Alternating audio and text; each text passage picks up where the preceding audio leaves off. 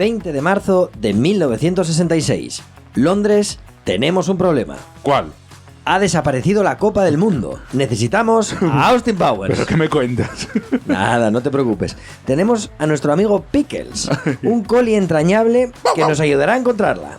De hecho, nuestro amigo perruno la localiza en un jardín londinense 7 días después, envuelta en papeles de periódico. Un obrero del puerto la había mangado en una exhibición y le caerán 2 años de cárcel por la chorrada. Pickles es nombrado héroe nacional. La Copa del Mundo ha vuelto a casa. El fútbol ha vuelto a casa. Football is coming home. Is coming home, is coming. Londres, Inglaterra, 1966. Los Beatles, los Rolling Stones, los Who, los Kings, movida swinging 60s, los Moss, minifaldas, James Bond y Carnaby Street. Londres es el centro del mundo. Por eso, esta vez, la Copa del Mundo es en Inglaterra. Oye tú, que vas muy acelerado. Frena un poco, endereza y pon la marcha atrás. Soy un yeye. Venga, tienes razón. Vamos con ese flashback. En 1960 se decidirá quién celebra este mundial. España, Alemania e Inglaterra están interesados. España se retira de la pelea antes del Congreso de Roma del 22 de agosto porque no ve muy clara la inversión necesaria. Allí Inglaterra se impone a Alemania Federal por 34 votos contra 27. El amigo Stanley Rose, árbitro inglés y presidente de la FIFA, puso su lobby a funcionar a todo rendimiento y con la excusa del centenario de la fundación de la Federación Inglesa de Fútbol consiguió decantar la balanza. Se necesitan 16 equipos y 2 ya los tenemos. Inglaterra como anfitrión y Brasil como actual bicampeón del mundo. Faltan 14 para completar los equipos participantes. Se presentan 71 selecciones, pero el Congo y Filipinas rellenaron mal la inscripción y no pudieron participar. Eso sí que es caer en primera ronda. Pero bueno, vamos con las cuotas. 9 para Europa, 3 para Sudamérica, otro para Norteamérica y 1 para el resto del mundo. ¿Resto del mundo? Sí, bueno, un buen mejunje, ya verás, mira. 21 selecciones en la disputa. Los 15 africanos creen merecer una plaza solo para ellos y directamente se retiran en bloque debido a lo que consideran una injusticia. A Sudáfrica la descalifican por el apartheid y Corea del Sur se ve obligada a retirarse por un cambio de sede en el torneo clasificatorio. Total, que Corea del Norte y Australia se juegan una plaza en el Mundial a doble partido en Camboya. Corea del Norte se impone por 6-1 en el primer partido con 2 goles de Park Seung-sin. Y 3-1 en el segundo con otro gol de nuestro amigo. Los norcoreanos estarán en el Mundial en su primer intento. Tras las Indias Orientales holandesas en el 38 y Corea del Sur en el 54, son el tercer equipo asiático en jugar en un Mundial. Ninguno ha conseguido ganar ni un partido. Pues vamos a América. En el norte hay plaza para 1, 9 equipos en 3 grupos y se clasifican los 3 primeros para otra liguilla. México, Jamaica y Costa Rica se miden en esta última ronda, pero lo cierto es que los mexicanos arrasan en las 2 fases y se clasifican para el Mundial. En América del Sur, 9 equipos se reparten en 3 grupos, una plaza para cada uno de los campeones. En el primero, los uruguayos no dan ninguna oportunidad a Perú y a Venezuela. En el segundo, Chile, Ecuador y Colombia se juegan otra plaza. Tras la liguilla, Chile y Ecuador terminan empatados. El partido de desempate se juega en Lima el 12 de octubre del 65 y los chilenos se hacen con la plaza al vencer por 2-1. Y en el último grupo, Argentina se impone sin muchos problemas a Paraguay y a Bolivia. Apenas 3 años antes, Bolivia había ganado una Copa de América muy extraña. Chile no había participado por su conflicto con los bolivianos. Uruguay se había retirado antes del torneo y Brasil y Argentina mandaron equipos sin sus grandes estrellas. Bolivia ganó su única Copa América en La Paz en un torneo bastante deslucido y con los rivales sufriendo por el mal de altura. Pues nos vamos a Europa, amigo. Vamos. 32 equipos en liza. Siria e Israel juegan con los europeos. En el grupo 1, Bulgaria, Bélgica e Israel se juegan la plaza. Tras la liguilla, belgas y búlgaros terminan empatados. El partido de desempate se juega en Florencia el 29 de diciembre. Bulgaria se impone por 2-1 a Bélgica en el Estadio Comunale y se clasifica por segunda vez consecutiva para el Mundial. Pues ya tenemos el primero. Vámonos al grupo 2, a ver qué pasa allí. Alemania Federal, Suecia y Chipre en la pelea. Finalmente, los alemanes, gracias a una victoria en Estocolmo, se llevan el gato al agua. El tercero es un grupo muy duro, en el que Francia se impone a Noruega, a Yugoslavia y a Luxemburgo para clasificarse. Los yugoslavos, terceros en Chile, serán una de las ausencias más destacables. Vámonos con el grupo 4. Un mozambiqueño nacionalizado portugués llamado Eusebio es la sensación de Portugal. Estrella absoluta del Benfica, con el que había ganado la Copa de Europa en el 62, sus 7 goles en la clasificación sirven para que Portugal supere a Checoslovaquia, Rumanía y Turquía. Es la primera participación de los portugueses en un mundial y los checoslovacos, subcampeones en Chile, no podrán repetir su buena actuación. En el 5, Suiza, Irlanda del Norte, Holanda y Albania pelean por la plaza. Un empate de Irlanda del Norte en Albania en la última jornada termina dando la plaza a Suiza. Sexta participación en los 8 mundiales disputados. En el 6, Hungría se deshace de la Alemania democrática y de Austria, que a estas alturas es ya una sombra de lo que fue. Los húngaros, igual que los suizos, participan por 6ª vez en un mundial. Pues sigamos con el 7, amigo. La Unión Soviética se mide a Gales, Grecia y Dinamarca y se deshace de todos con bastante contundencia. Campeones de la primera Eurocopa en el 60 celebrada en su casa, es su tercera participación seguida en los mundiales. Selección muy potente a la que se debe tener en cuenta siempre. La escuela soviética es inagotable, aunque sus jugadores no salgan a jugar a otros equipos y esa burbuja en la que compiten termine constituyendo una limitación para su desarrollo. En el grupo 8, Italia, Escocia, Polonia y Finlandia buscan una plaza. En el último partido de la liguilla, Italia y Escocia llegan empatados a puntos. En Nápoles, en un estadio abarrotado, los transalpinos baten por 3-0 a los escoceses. Italia se clasifica para el Mundial y de los equipos británicos, solo Inglaterra estará en el primer Mundial celebrado en las islas. Bueno, ¿qué? ¿Y Españita qué? Ahora vamos con Españita. Venga. Para entender el flipadismo que hay en España por esta selección, hemos de remontarnos a lo ocurrido 2 años antes. Es la segunda edición de la Eurocopa. España llega a la fase final que se juega en un formato de semifinales y final, tras haber superado 3 eliminatorias en la clasificación. Había eliminado a Rumanía, Irlanda del Norte y la República de Irlanda. La UEFA decidió que España acogiera la fase final de la segunda edición. El Bernabéu y el Camp Nou fueron las sedes. En las semifinales, España eliminó a Hungría en un partido agónico tras un gol de Amancio en la segunda parte de la prórroga. Y en la final se encontró a la Unión Soviética. Recordemos que en la primera edición, en 1960, Franco se había negado a ir a Rusia a disputar los cuartos de final y la UEFA había excluido a los españoles. Pero en esta ocasión, los soviéticos vienen a España a vengarse. La hoz y el martillo ondean en un Bernabéu atestado de fascistas. Pero España se impone a la URSS por 2-1 en una emocionante final gracias a un gol de Marcelino. Con la base de aquella selección y cierto triunfalismo alrededor de ese éxito, España se mide a Irlanda y Siria en la clasificación. Aunque Siria se retira y se queda esto en una eliminatoria a doble partido. En el primero, jugado en Irlanda, Iríbar se mete un gol en propia puerta que da la victoria a los irlandeses. Los españoles vuelven en el avión con cara de susto. Y en la vuelta, jugada 5 meses después, gracias a un hat-trick de Pereda que ya había marcado en la final de la Eurocopa, y a otro gol de la Petra, le enchufa un 4-1 a los irlandeses. El partido de desempate se juega en el Parque de los Príncipes de París. En un partido a cara perro, Ufarte marcaría el único gol del partido que valdría la clasificación para un mundial. Nada más y nada menos, ¿eh? Ufarte además tenía una trayectoria curiosa. Era un tío nacido en Pontevedra que había emigrado junto a su padre a Brasil con 13 años. Y en Brasil llegó a jugar en la élite con el Flamengo y el Corinthians. Al parecer el Madrid estuvo a punto de ficharle, pero no pudo porque figuraba como extranjero y después de los malos resultados en el Mundial 62, la federación había impedido la contratación de jugadores de fuera. Salvo los que tuvieran contrato en vigor o los que tuvieran papeles que demostraran sus raíces españolas. Esto dio lugar a su vez a un mercadillo de falsificaciones de papeles y a los llamados falsos oriundos, que jugarían en la liga diciendo que su abuela era de Ávila o su madre de Teruel y que mira, jolín, lo pone aquí, ¿no lo ves? Sea como sea, el Madrid no lo había podido fichar de primeras. Pero el Atlético de Madrid lo conseguiría más tarde y Ufarte terminaría jugando en la selección. Sea como sea, ya tenemos las 16 selecciones que disputarán este Mundial.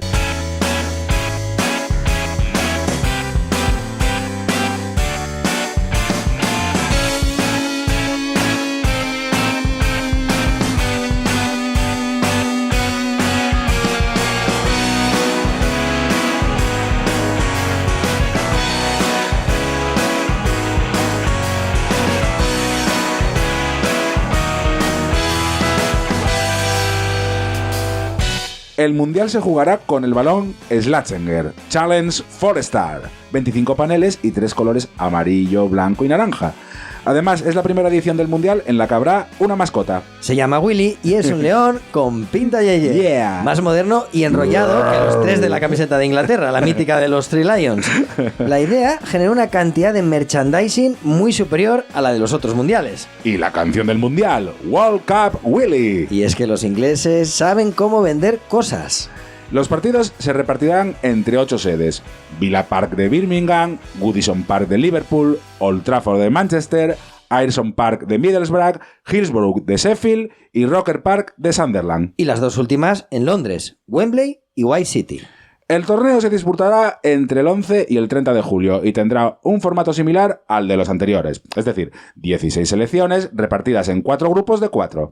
Una novedad, eso sí, no hay partidos de desempate en los grupos. Se decide por golaveraje. Sí, y si eso no vale, a cara o cruz. ¿Y en las eliminatorias? En las eliminatorias, si se empata después de la prórroga, se decidirá también a cara o cruz. Madre mía. ¿Y en la final? No, en la final sí que se repetiría el partido. ¿Y si empatan en el segundo partido? ¡A cara o cruz! Increíble. A ver, yo ya estoy preocupado con esto, ¿no? No me voy a poner a rajar, voy a sufrir con lo del cara o cruz, ¿eh? Bueno, en el grupo 1, Inglaterra, Uruguay, México y Francia se ven las caras. En el partido inaugural del 11 de julio, Inglaterra y Uruguay empatan a 0 ante 87.000 espectadores en Wembley.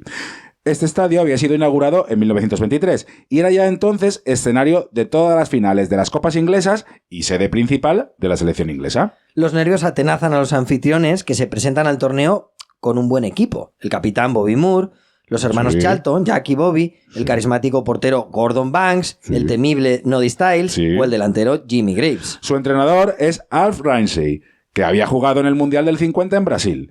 En Inglaterra se había hecho muy famoso por subir a Ipswich Town desde la tercera y hacerlo campeón de la entonces Primera División inglesa, hoy Premier League. Fue el primer seleccionador inglés en hacer las convocatorias. Hasta entonces, esto era función de un comité. Cuando asumió el cargo, dijo que Inglaterra ganaría la Copa del Mundo del 66, así de contundente. Bueno. Luego se pegaron un buen trompazo en la Eurocopa del 64, en la que cayeron en la ronda preliminar contra Francia tras un 5-2 en el Parque de los Príncipes, y muchos pidieron su cabeza. Pero Ramsey tragó y remó y llegó al Mundial con su 4-4-2 y su renuncia a jugar con extremos. Un esquema al que llamaron Wingless Wonder, que viene a ser algo así como la maravilla sin alas. Apenas un día después del insípido debut de los ingleses, Francia y México se miden también en Wembley y cumplen los presagios de muchos periodistas deportivos. El fútbol ha extremado el control táctico y ha perdido brillantez. ¡Oh no! ¡Se nos muere el fútbol! ¡Hay que salvarlo! Sí, como el rock and roll. Los agoreros no dejan nunca de revolotear. Hay miedo abajo y se marcan muchos menos goles, dicen. Los aguafiestas no van muy desencaminados, la verdad, y el partido se salda con un empate a 1. Hauser, por Francia, y Borja, por México, hacen los goles. En el siguiente partido, un tal Forlán forma parte de Uruguay y otro tal Yorkaev de la selección francesa. Me suenan esos. Solo el francés jugará el partido, pero sus 2 hijos se enfrentarán 36 años después en otro mundial. Pero en esta ocasión, los 2 se quedarán todo el partido en el banquillo. Pero vamos al partido, porque entonces nadie puede saber eso. De Bourgoin, de penalti, hace el primero a los 15 minutos. Ese tío era argentino, y antes de llegar a la liga francesa había jugado en River y en la selección argentina. Luego se nacionalizó francés y acabó jugando con los Blés. Apenas 11 minutos después, el verdugo Rocha empata el partido. Julio César Cortés, en el 31, le da la vuelta al resultado y pone el 2-1 definitivo en el marcador. Un día después en Wembley, Inglaterra se ve las caras con México. En otro partido gris y con poco fútbol, Bobby Charlton abre el marcador con un golazo en el minuto 37. El jugador del Manchester United, con su cortinilla rubia en la cabeza, es el gran cerebro de esta selección. Viajemos en el tiempo. 6 de febrero de 1958, Múnich. Se produce un accidente terrible en el aeropuerto en el avión en el que viaja el Manchester United. 23 personas fallecen, entre ellos 8 jugadores. Entre los amasijos de un avión en llamas, Harry Gregg, portero norirlandés fichado esa misma temporada, camina en solitario buscando supervivientes. Ante el riesgo de explosión y entre los gritos de dolor y desesperación, Gregg mantiene la compostura. Durante los siguientes minutos, entra y sale del avión numerosas veces, sacando a todas las personas que puede. Entre ellas, una mujer yugoslava embarazada y su hija de 2 años, Matt Busby, el entrenador del equipo, y 3 jugadores, Blanche Flower, Violet y un malherido Bobby Charlton. Se dice que George Best, también norirlandés, sentía una enorme admiración por él y que mientras compartían vestuario siempre le lavaba las botas. Greg había sido el portero más caro de la historia cuando el United lo fichó, pero lo que hizo en aquella pista del aeropuerto es de esas cosas a las que jamás se les podrá poner un precio. Cuánta poesía en tus palabras. Oh. Sea como sea, tras el gol de Charlton, Inglaterra se asienta. Hunt hace el segundo en el 75. El 2-0 es definitivo y deja a Inglaterra muy cerca de los cuartos de final. Que consigue de forma matemática Uruguay al empatar con México en el primer partido de la tercera jornada del grupo. Ese día, la Tota Carvajal, el portero de México, batió un récord al jugar su quinto mundial. Cuando se graba esto, ya le han empatado y en el Mundial de 2026 seguramente le superen. Francia e Inglaterra se la juegan en la última jornada ante casi 100.000 espectadores en Wembley. Francia necesita ganar por 2 goles para clasificarse y eliminar a los anfitriones. Nada más empezar, Herbin se lesiona y como no hay cambios, juega mermado todo el partido. En el minuto 38, Hunt recoge un rebote en el palo tras remate de Bobby Charlton y la mete para adentro. Los franceses piden fuera de juego, pero ¿sabes qué? ¿Qué? Pues que estamos en un mundial jugándonos cosas importantes y es Wembley, Londres. Claro, joder. Aquí nadie va a pitar fuera de fuera de juego, ¿De qué hombre? estamos hablando? Claro. En la segunda parte, tras un centro de Callahan, Roger Hunt, de cabeza, la mete para adentro tras un buen cantadón de Ubor. El 2-0 es definitivo. Inglaterra se une a Uruguay en cuartos y Francia y México están eliminadas. Vamos con ese grupo 2. Alemania Federal, Argentina, Suiza y España buscan 2 plazas para cuartos. Grupo durísimo. La favorita del grupo es sin duda una Alemania renovada que encabeza Uwe Seeler, pero en la que ya empieza a asomar una nueva generación en la que destacan el defensa Beckenbauer o el portero Sepp Maier, todavía suplente de Tikowski.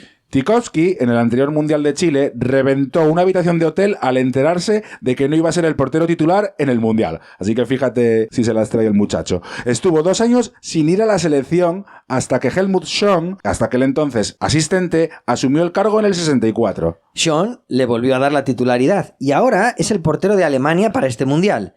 Y celebra su cumpleaños, además, en el debut germano. Cualquiera le quita el puesto. Y en ese primer partido, los alemanes atropellan a Suiza por 5-0. Hell abre el marcador y luego Haller y Beckenbauer, con 2 goles cada uno, finiquitan la goleada. El 13 de julio, a las 7:30, la España de Villalonga debuta en el Villa Park de Birmingham frente a Argentina, que hace unas semanas ha sufrido un golpe de estado por parte de los militares. La columna vertebral del equipo está formada por el Madrid, que se ha impuesto en la Copa de Europa apenas 2 meses antes en Bruselas, con una alineación de 11 jugadores españoles. Es una selección en la que destacan Gento, Peiró, Luis Suárez, Iríbar, Luis del Sol o Amancio, al que Villalonga, a menudo tachado de entrenador defensivo, deja en el banquillo en el debut de España. Militar de profesión, Villalonga había sido el seleccionador campeón de la Eurocopa en el 64 con España y había ganado 2 Copas de Europa con el Madrid. Mira, una de las cosas que te molan a ti. A ver. Él, Del Bosque y Rinos Michels son los únicos entrenadores hasta el momento en el que se graba esto en ganar Eurocopa y Copa de Europa. Toma ya. Bueno, Argentina arrolla a España en la primera parte. Los españoles, atenazados en el debut, salen vivos de un tiroteo gracias, entre otras cosas, a ese tremendo porterazo que es Iríbar. Pero Villalonga no es capaz de hacerse con el control del partido. Juan Carlos, el Toto Lorenzo, seleccionador argentino, le sigue ganando la partida. Lorenzo había jugado en el Rayo Vallecano en la 57-58 y ya había entrenado a Argentina en el anterior Mundial. Discípulo declarado de Elenio Herrera, bajo su dirección, la albiceleste había dado un paso adelante en su tensión competitiva. Con él, Argentina se parece mucho más a lo que sería en adelante. Argentina supera físicamente a España y se impone en los duelos. Ratín, mediocentro defensivo, intimida rascando espinillas.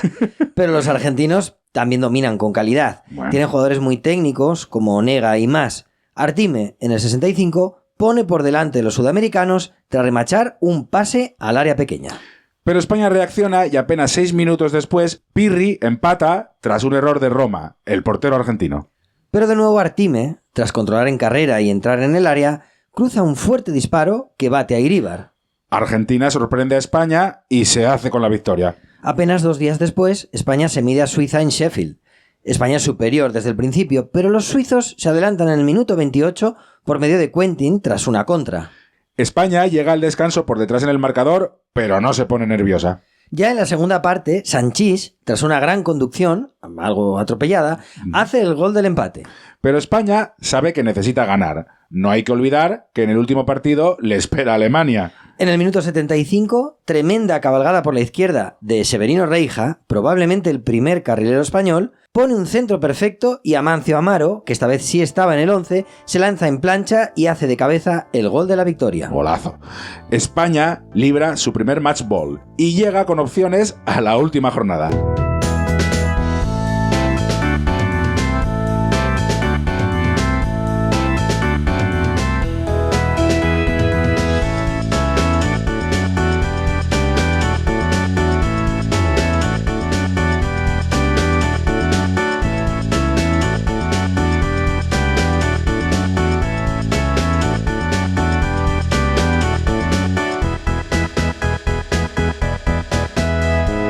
En el otro partido del grupo se miden Argentina y Alemania en Villa Park. Es, sin duda, uno de los grandes clásicos del Mundial.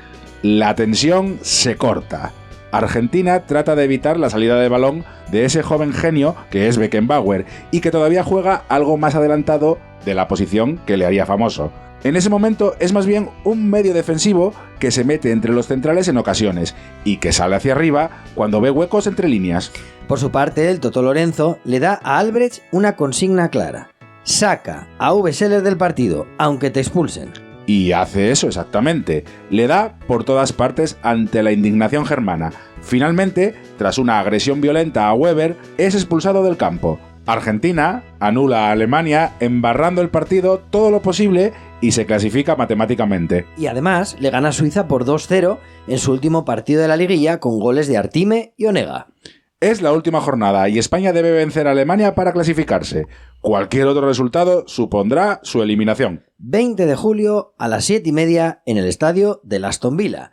España sale con este 11. Iríbar, Sanchís, Reija, Adelardo, Zoco, Glaría, Gallego, Amancio, Marcelino, Fusté y La Petra. Villalonga se decide a poner arriba la delantera que jugó la final de la Eurocopa, algo que muchos españoles reclamaban. Balón al área, para con el pecho Fusté, la deja botar y le pega por abajo con tranquilidad. Gol. España se une en un grito. Y también el de muchos españoles que por aquel entonces habían emigrado a Alemania. Más de 500.000 en la década de los 60 se buscaría la vida para trabajar en fábricas de todo tipo, en Frankfurt, Hamburgo, Múnich y otras ciudades. Alemania Federal trata de buscar el control del juego. Una España muy seria y ordenada le espera atrás. En el minuto 38, sin embargo, se produce la jugada que cambia el partido. Saque de banda al área. El balón está casi en la línea de fondo. Pero Emmerich, casi sin ángulo, se saca de la nada un disparo cruzado a bote pronto que empala en la escuadra derecha de la portería de Iríbar. Increíble. El tremendo golazo es un jarro de agua fría para España, que solo busca tomar aire al descanso.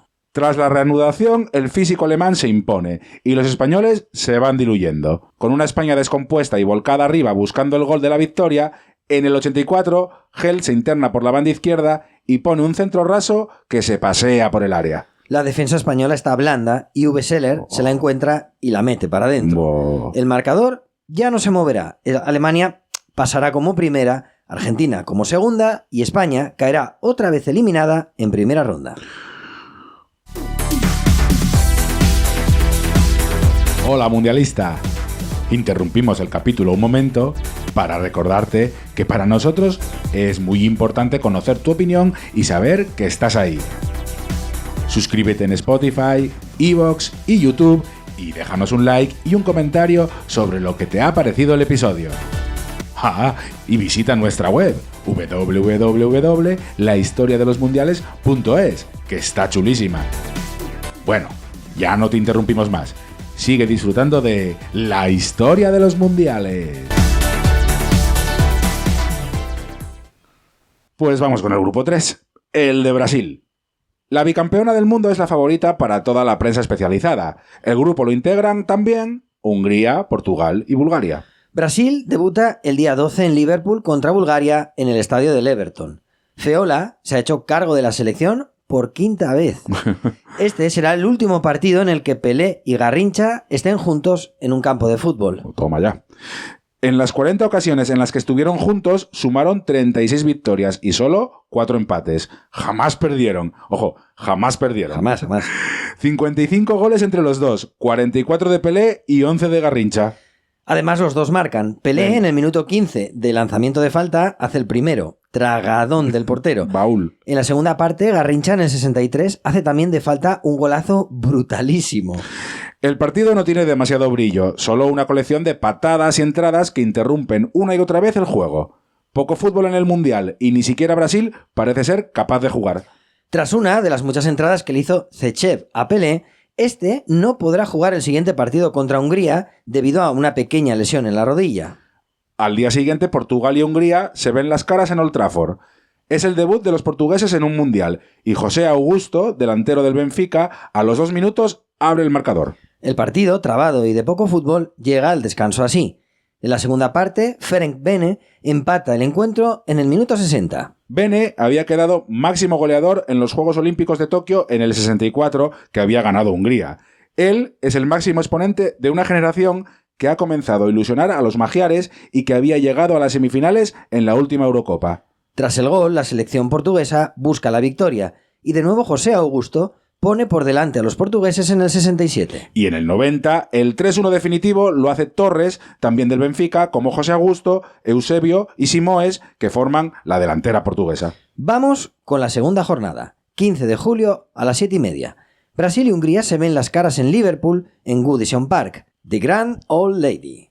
La colorista Brasil busca la clasificación en el paisaje industrial Scouser.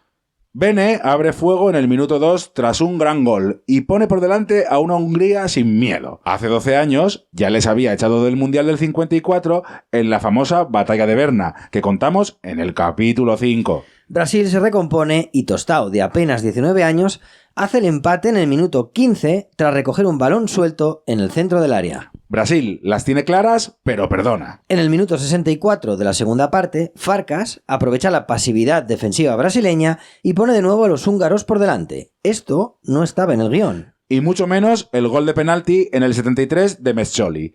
3-1 para Hungría al final del partido ante un público local entregado a los magiares. Brasil no perdió un partido en el Mundial desde 1954. Precisamente el que había perdido contra Hungría. Pues ya tenemos la primera sorpresa del Mundial.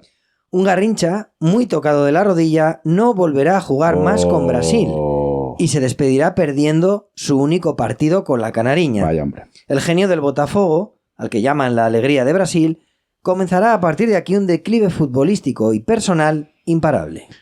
Tras intentar recuperar su nivel en Corinthians y Flamengo, terminará abandonando el fútbol con casi 40 años. Brasil le rendirá un enorme homenaje en Maracaná ante 130.000 espectadores. Pero a partir de ahí, el alcoholismo y los problemas personales le sumirán en un imparable descenso a los infiernos. En 1983, Garrincha, el regateador imparable de piernas curvadas y desiguales, sin llegar a cumplir los 50 años, morirá de cirrosis. Al día siguiente en Manchester, Portugal finiquita a Bulgaria por 3-0. El primero se lo mete en propia puerta Butsov en el minuto 7 y en el 38, Eusebio, la Pantera Negra, hace su primer gol en el campeonato. La cuenta la cierra el gigante Torres en el 81. Los lusos están prácticamente clasificados para la siguiente ronda, pero el día 19 se miden las caras con Brasil en Liverpool ante casi 60.000 espectadores. Feola hace 9 cambios. Solo Jairzinho y Lima repiten en el 11 tras el trompazo contra Hungría. Pelé vuelve, pero Portugal le hace un marcaje asfixiante. Otto Gloria, el seleccionador brasileño de Portugal, le encarga a Moraes que se pegue a él y le pegue abajo cada vez que lo tenga cerca. Pelé pasará un auténtico calvario en el partido y jugará con la rodilla derecha vendada todo el segundo tiempo sin apenas poder moverse. La impunidad de los portugueses será comentada en medio de una suspicacia generalizada ante un arbitraje que parece apoyar de forma sistemática a los europeos frente a los sudamericanos. Curiosamente a Moraes se le conoce por este partido fuera de Portugal, pero allí, sobre todo, la afición del Sporting de Lisboa es famoso por el gol olímpico que le marcó al MTK Budapest, que le dio a los portugueses la Recopa del 64. De hecho, hay una canción llamada El Cantiño de Moraes que lo recuerda. Ah, qué guay. Pero vamos con el partido. Simões abre el marcador en el minuto 15 tras un rebote con mucha suerte.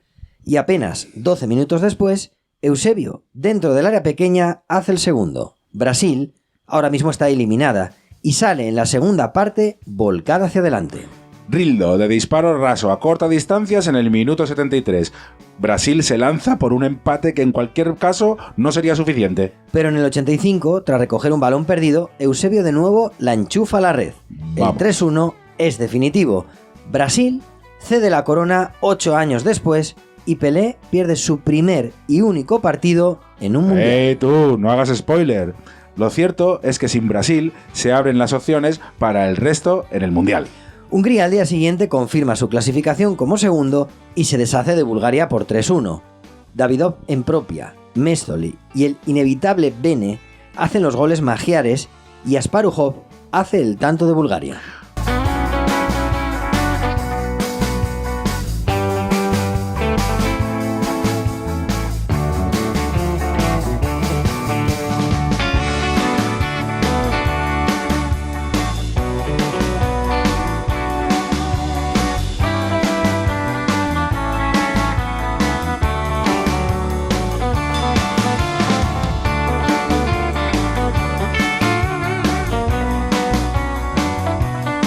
Pues vamos con el grupo 4, porque aquí va a haber un buen tomate también. ¿Quién anda por ahí? A ver. Italia, la URSS, Chile y Corea del Norte. Al parecer, Corea del Norte tuvo problemas para participar en el Mundial porque Inglaterra no lo reconocía oficialmente como país. Bueno. Finalmente, la FIFA se impuso. Si está clasificado, debe jugar. Y si no, nos llevamos el chiringuito a otro sitio, así de fácil. Vale, si te pones así. La disputa por los 2 puestos en cuartos de final se abre en Middlesbrough el 12 de julio. Ese día, la Unión Soviética barre del campo a Corea del Norte por 3-0. Malofeyev por 2 veces y Vanishevsky sentencian a los norcoreanos. Al día siguiente, Italia en Sunderland cumple los pronósticos y se impone a Chile por 2-0. Alessandro Massola, hijo de Valentino Massola, que había muerto en la tragedia de Superga, abre el marcador en el minuto 8. Y Barison, en el 88, sentencia el partido. En el primer partido de la segunda jornada, Chile y Corea del Norte se ven las caras. Marcos de penalti abre el marcador en el minuto 26. Chile, sin embargo, no termina de rematar el partido y los voluntariosos norcoreanos, que no paran de correr durante todo el partido, logran un milagroso empate gracias a un gol de Park Seung-sin en el minuto 88. El estadio del Boro, completamente entregado a la selección coreana, se vuelve loco de alegría. Es el primer gol de un jugador asiático en un mundial. Al día siguiente, en Sunderland, la Unión Soviética se impone a Italia con un solitario gol de Chislenko. Y así llegamos a uno de los partidos míticos de este mundial. Italia y Corea del Norte se ven las caras en Middlesbrough el 19 de junio de 1966. 17.000 espectadores. La expedición de los norcoreanos es un auténtico fortín lleno de diplomáticos, gente misteriosa e inquietante y militares.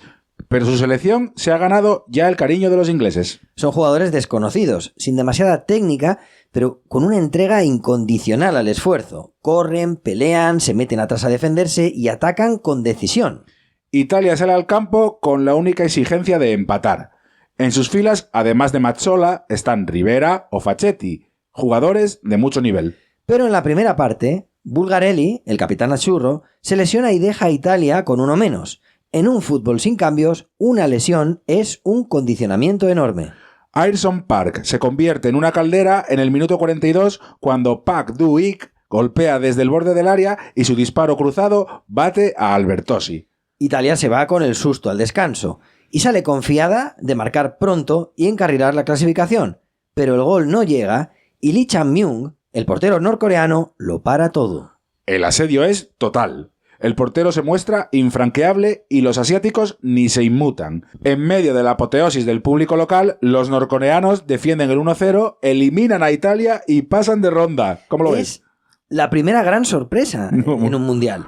A los italianos les recibirán a tomatazos y lo que supuso la victoria para Corea del Norte lo recoge un documental de la BBC, The Game of Their Lives. Merece mucho la pena verlo. Os lo recomendamos. Al día siguiente, la Unión Soviética cerrará la fase de grupos con una victoria por la mínima sobre Chile. 2-1 con 2 goles de Porcuyan para los soviéticos y el de Chile, obra de Marcos. Los cuartos de final serán los siguientes. Inglaterra, Argentina. Nada menos. Portugal, Corea del Norte. Alemania, Uruguay. Y la URSS, contra Hungría. Mucha tela que cortar aquí. Empecemos por el Inglaterra-Argentina. Se juega en Wembley ante 90.000 espectadores. Los dos equipos ya se habían encontrado en el Mundial anterior con victoria de los ingleses. En ese partido marcaron Bobby Charlton y Jimmy Greaves. Una de las grandes estrellas de esta selección, que no jugará contra Argentina esta vez por una lesión contra Francia.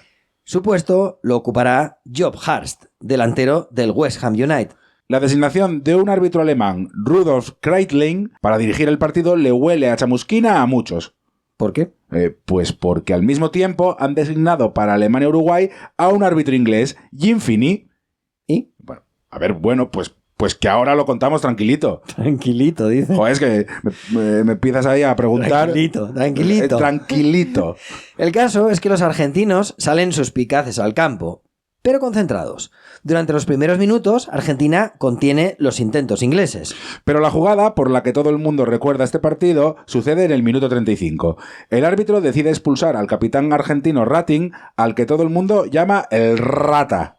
Supuestamente, el nivel de comida de oreja del argentino se volvió insoportable para el alemán, que lo expulsó con un gesto. Rating hizo... ¿Cómo sería? ¿Rating? Rating hizo como si no se enterara de que le estaban expulsando y se negó a irse. Pidió un intérprete porque decía que las reglas se lo permitían al ser el capitán. Y el partido se paró casi 10 minutos. Protestas, corrillos, líos de ida y vuelta, la policía entrando en el campo... vodevil, circo, melocotonar. Finalmente el Rata, que parece el apodo de un navajero con cicatriz en el puerto, abandona el campo furioso y decide sentarse durante 5 largos y sobreactuados minutos en una alfombra roja que era un símbolo de la reina, ante la furia monárquica de los aficionados ingleses. Y al abandonar el campo, aprieta con rabia el banderín británico del córner. Los ingleses le tiran de todo y el partido se reanuda por fin. Argentina, en inferioridad numérica, renuncia al ataque. Inglaterra es dueño absoluto del partido y en el minuto 78, Hurst remata de cabeza en carrera y hace el gol de la victoria. Los argentinos montan en cólera porque se sienten atracados. Alf Ramsey dice: jugamos bien contra personas, no contra quienes juegan como animales. Todo huele a racismo, pero es 1966 y tampoco pasa mucho más. Este partido abre una terrible rivalidad entre las dos selecciones y también entre los dos países, que les enfrentará 16 años después en la Guerra de las Malvinas y que se cerrará de forma simbólica en un partido mítico en el Estadio Azteca en 1986. Vamos, que te lías a darle el pico. Antes me gustaría decir otra cosa. Vamos a ver, ¿qué tienes que decir? Ratín, ¿sí? Uno de los grandes ídolos de la historia de Boca, sería luego entrenador y acabaría de concejal y diputado. Y además se le quedó un pelo muy bueno de político. Bueno, vale, ¿ya está? Solo una cosa más. Joder. Después del lío de la expulsión de Rating, Ken Aston, árbitro inglés, se da cuenta tras este partido de que en ocasiones ni los jugadores ni los propios aficionados se daban cuenta de las expulsiones o de las amonestaciones. Y se inventa las tarjetas amarillas y las rojas. Bueno, venga, vale ya. Lo último. ¡Buah, madre mía! En España no hubo tarjetas amarillas hasta 1976. Desde 1971 eran blancas porque Andrés Ramírez, entonces secretario de la Federación, tenía miedo de que el amarillo y el rojo se confundieran por la tele. A ver, ¿ya está? ¿Valió ya con las anecdotillas? No. Sí, ya. Sí. Bueno, pues vamos con el siguiente partido. El Alemania-Uruguay, que como decimos, será dirigido por un árbitro inglés. Por supuesto. Hombre, el partido, como el anterior y los otros dos, se juegan el 23 de julio a las 3 de la tarde. Alemania se adelanta en el minuto 11 por medio de Haller, tras un disparo que se coló con suerte en la portería después de golpear en un defensa uruguayo. Los alemanes se ponen por delante, pero Uruguay se hace con el control del partido. Equipo duro y complicado, el 11 charrúa se hace respetar sobre el césped de Hillsborough. Los uruguayos reclaman penalti tras una mano clarísima de Snellinger, pero hoy tienen otros planes diferentes para Uruguay. Que se concretan tras 2 expulsiones en los 10 primeros minutos de la segunda parte. La primera de Horacio Troche, que se va del campo dándole una torta en la cara a Uwe Seller. Y la segunda de Horacio Silva. Ya desmontado, Uruguay se tambalea y Beckenbauer, tras una conducción maravillosa, rompe la defensa, entra en el área, regatea al portero y pone el 2-0 en el minuto 70. Luego se ajusta la corbata y regresa a su campo. En el minuto 75, chirlazo de Uwe Seller que sentencia el partido ante una Uruguay moribunda. En el minuto 83, Haller hace el cuarto y definitivo gol. La prensa sudamericana estalla de ira. Nos han dinamitado el camino. Hasta la prensa alemana siente vergüenza por lo que ha pasado en el campo. Este campeonato parece manipulado desde las designaciones arbitrales, insinúan algunos. Primero los portugueses cosieron a patadas a Brasil ante una permisividad indignante. Luego los argentinos sufrieron la expulsión de Ratín frente a Inglaterra y después Uruguay la de sus 2 jugadores contra Alemania, que dicho sea de paso tampoco me parecen injustas. Y la decisión previa a los cuartos de elegir árbitros cruzados para los partidos de Alemania e Inglaterra parece ahora bastante descarada, sobre todo viendo lo que pasó después. La tesis de la conspiración invita a creer en una confabulación contra las selecciones sudamericanas. Han ganado 3 de los últimos 4 mundiales y sobre todo los 2 últimos consecutivos. Esto había que pararlo de una forma u otra. Y ya está parado. Todos fuera.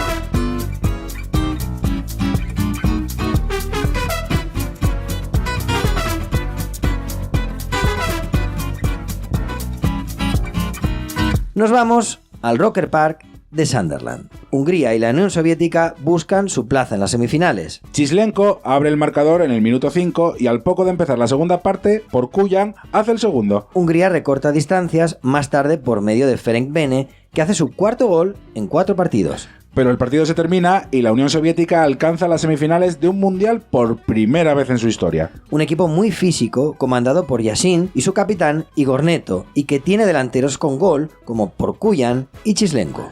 Heredero de Víctor Maslov, el seleccionador ruso Nikolai Mozorov comienza a experimentar con la presión alta de forma todavía tímida e imperfecta.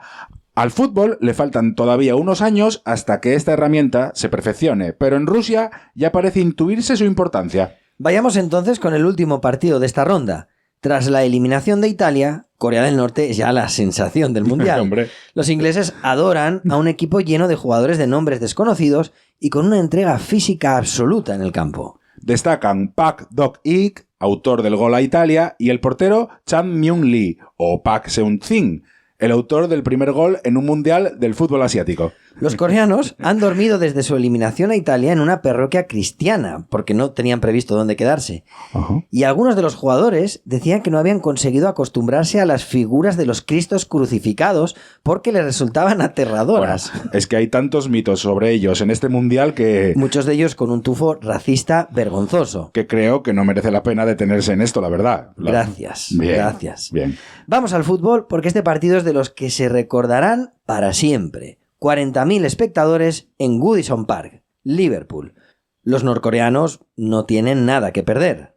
Y en cambio Portugal, que recordemos, debuta en un mundial, se siente en la obligación de ganar frente a ellos. No podemos perder contra Corea del Norte. Esto es así. Minuto 1.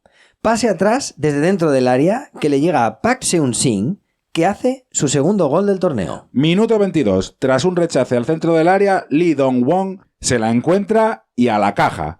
2-0. Portugal está muerta. Y mientras los portugueses se siguen preguntando cómo ha podido pasar, Jan Seung-kook conduce en el área y bate a José Pereira en el minuto 25. Escúchame esto. Corea del Norte 3, Portugal 0. ¿Cómo lo ves? ¿Nos vamos ya o nos quedamos? Ay, tranquilo, porque esto no se ha terminado. Eusebio, la Pantera Negra, mira el reloj y asiente. Ha llegado el momento. Tengo una cita con la historia y empieza ahora mismo. Apenas 2 minutos después, pase al área. La defensa norcoreana está bastante pasiva y Eusebio, con la puntera, hace el gol de Portugal. A partir de ahí, Portugal se vuelca sobre el área contraria sin suerte y Corea del Norte trata de resistir. En el minuto 43, internada de Torres en el área, derribo y penalti. Eusebio tira a romper y hace el segundo. Los coreanos han perdido su sitio en el partido demasiado rápido y llegan al descanso con sensación de que han desperdiciado una ventaja de oro. Pero tras la reanudación, más de lo mismo. Portugal llega con peligro, pero los intentos de Corea del Norte son tímidos.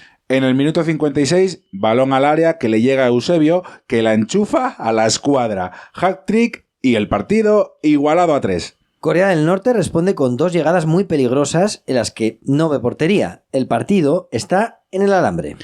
Pero en el minuto 59, Eusebio recibe una entrada criminal en el área y el árbitro señala penalti.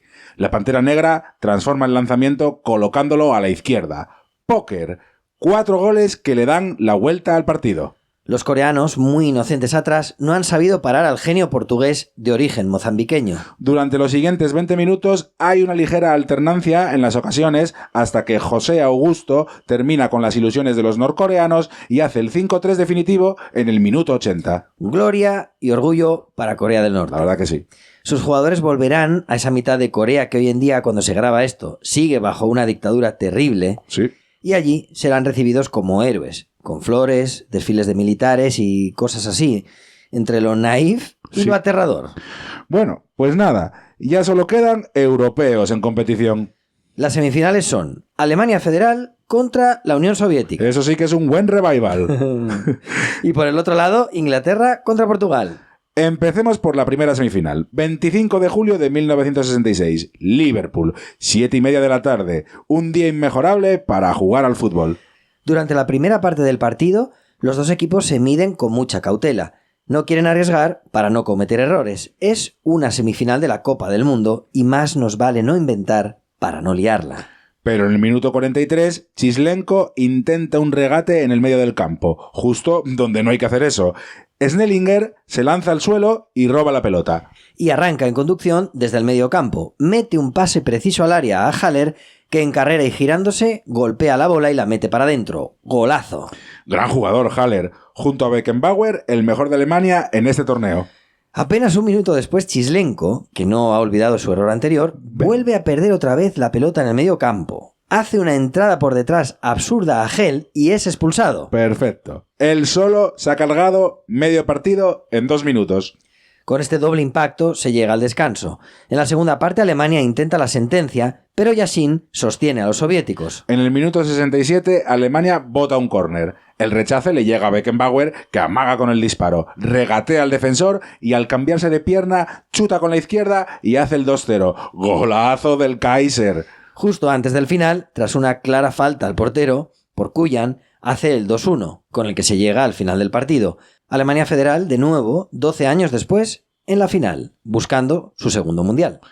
Nos vamos a Wembley, de donde Inglaterra no ha salido en todo el torneo. Ya sabes, el mundial entero en Londres, tranquilamente, sin viajes, ni estrés, ni nada. Con los partidos espaciados y tiempo para descansar. Es el 26 de julio.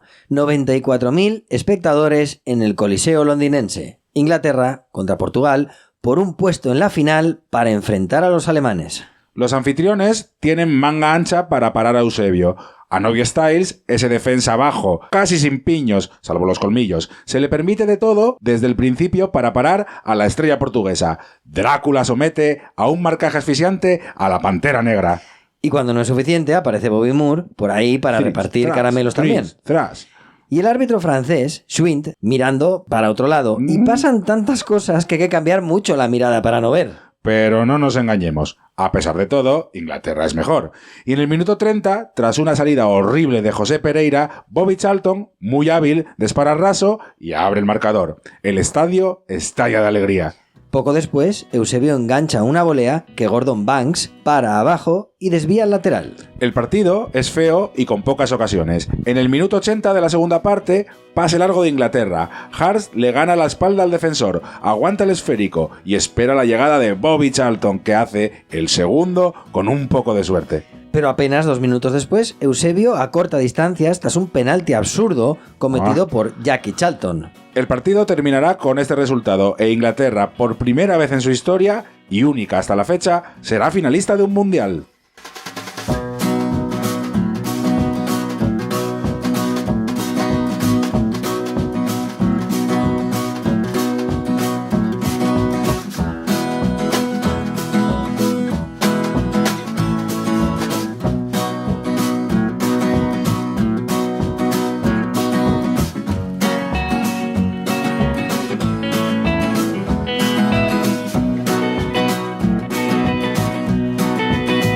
Pues vamos con el trepidante tercer y cuarto puesto.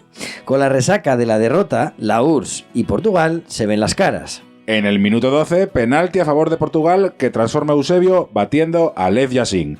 Es su 9º gol en el Mundial y el 4º de penalti.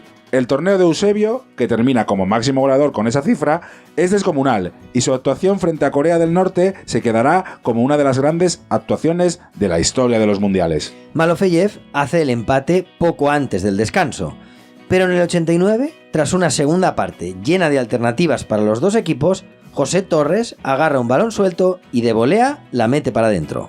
Portugal es tercero tras un gran torneo y la Unión Soviética se conforma con el 4º puesto. Bueno, pues dicho esto, ¿qué te parece si vamos con la final? A ver, te cuento cómo va esto. 30 de julio de 1966, Wembley, 96.000 espectadores, Inglaterra contra Alemania. ¡Wow! Parece un plan inmejorable. Arbitra un señor suizo llamado Gottfried Dienst, que se va a hacer muy famoso tras esta final. Inglaterra llega reforzado tras eliminar a Argentina y a Portugal en 2 partidos duros y complicados. Ramsey debe decidir entre un recuperado Greaves y Hurst, que le dio la clasificación a Inglaterra con su gol a Argentina. Finalmente se decide por Hurst para acompañar arriba a Hunt, campeón ese año de la Liga con el Liverpool, y a Bobby Charlton. Alemania llega a la final habiendo recibido solo 2 goles, aunque lo cierto es que Inglaterra solo le han metido 1 y de penalti. En sus anteriores 9 enfrentamientos, 7 victorias para Inglaterra y 2 empates. Alemania nunca ha ganado a Inglaterra. Inglaterra sale al campo con Banks, Cohen, Wilson, Charlton, Moore, Styles, Ball, Peters, Charlton, Hurst y Hunt. Por su parte, Alemania Federal alinea a Tilkowski, Hodges, Snellinger, Schulz, Weber, Beckenbauer, Haller, Overath, Seller, Held y Emmerich. Inglaterra sale al campo de rojo y con manga larga en el partido más importante de su historia y cede el blanco a Alemania Federal, que sale con camiseta de manga corta. En el minuto 12, Held la cuelga al área. Wilson despeja y el balón lo agarra Haller, que con habilidad dispara a la portería. Banks no está muy acertado y el alemán hace su 6º gol en el campeonato. Apenas 6 minutos después, Bobby Moore saca rápido una falta y Hurst de cabeza empata el partido. El delantero inglés le da la razón a Ramsey por su apuesta personal por él, en detrimento de Greaves, que parecía la opción más obvia. El primer tiempo está muy igualado y Alemania Federal e Inglaterra intercambian llegadas al área en un partido mucho más abierto de lo que se esperaba. Minuto 77. Alan Ball saca un córner desde la banda derecha, el balón le llega a Hurst fuera del área, que lo vuelve a meter a la olla al tuntún. Snellinger rechaza y el balón le queda franco a Martin Peters, que hace el 2-1. Wembley se viene abajo porque tiene pinta de ser el gol de la victoria. Alemania se lanza a la desesperada y Bobby Charlton la tiene para sentenciar, pero falla. El partido va a llegar a su fin. Queda 1 minuto. Emmerich lanza una falta lejana. Cohen rechaza y el balón le cae a Hell, que vuelve a rematar. Tras varios rebotes, la pelota le cae a Weber, que casi sobre el minuto 90 hace el empate. Wembley es una tumba helada y el árbitro señala el fin del tiempo reglamentario. Habrá prórroga. Hedmulson, que dirige a Alemania, en el primero de los 4 mundiales seguidos, trata de motivar a una selección que ha llegado a la prórroga más cansada que su rival. Inglaterra se sobrepone al golpe moral y se adueña del partido en el tiempo añadido. Bobby Charlton la manda al palo. Poco después, balón en el área que controla Geoff Hurst. Se gira y dispara al larguero. El balón naranja bota posteriormente sobre la línea y Weber despeja córner. Nada, la línea, ¿no? Línea. Vale. Se ve claramente, ¿no? Vale. Pero los ingleses piden gol. Piden gol. El árbitro suizo no sabe qué hacer de repente y habla con su linier, un azerbaiyano llamado Tofik Bahramov. El juez de línea sabe que es su momento de fama. Se la juega y dice que el balón ha entrado. No. Vaya, tú lo viste que no, ¿verdad? No ha entrado. Es difícil pensar que la haya visto con claridad, pero asiente fingiendo un absoluto convencimiento. Los alemanes se vuelven locos protestando porque la decisión es absurda y Seller trata de que el partido se reinicie, porque todavía quedan casi 20 minutos. Pero los alemanes ya no se recuperarán del golpe y Harst, en el último minuto del partido, aprovecha una contra, entra con el balón en el área y hace el 4-2 definitivo. Hat-trick. Nunca antes nadie había metido 3 goles en la final de un mundial. Inglaterra es campeona del mundo, debido en buena medida a una decisión totalmente injusta. Difícilmente su triunfo podrá separarse de esa jugada. Bobby Moore camina hacia el palco y la reina de Inglaterra le entrega la Copa del Mundo. Sí, el fútbol ha vuelto a casa, pero después de lo visto, es inevitable preguntarse ¿cómo? Un árbitro holandés dijo: la FIFA está controlada por 3 personas, Sir Stanley Rose. Qué bueno. Muchos meses antes, cuando le preguntaron a Alf Ramsey si creía que podía ganar el Mundial con relación a Stanley Rose, al que llamaban Ali, Ramsey dijo: todo es posible con Ali y sus 40 colaboradores. El Balón de Oro del Mundial será para Bobby Charlton, sin duda el mejor jugador del torneo. Aunque circulan varias propuestas diferentes, el equipo ideal del Mundial podría ser el siguiente: Banks, Hodges, Moore, Beckenbauer, Marzolini, Haller, Charlton, Bene, Harst, Eusebio y Simoes. Algunos medios meten al portugués Coluna, pero en general, más o menos, ese es el consenso. Muchos miran con pesimismo el poco nivel futbolístico de este Mundial. ¿Es esto lo que nos espera en adelante? En cierta manera, el Mundial del 66 ha supuesto un reconocimiento a los ingleses, inventores del fútbol, pero su torneo ha quedado bastante deslucido por los arbitrajes y la violencia en los campos. Solo una cosa más. En aquella época, solo los 11 jugadores que participaban en el partido tenían medalla. ¿No? 43 años después, la FIFA decidió darle una a todos los ingleses que ganaron el Mundial. Entre ellos, a Jimmy Greaves, el delantero titular al que Alf Ramsey decidió dejar en el banquillo en beneficio de George Harst. Bueno, pues hasta aquí hemos llegado. Oye, ¿y a dónde nos vamos en el siguiente capítulo? Pues a México, güey. ¡Ándale, ándale!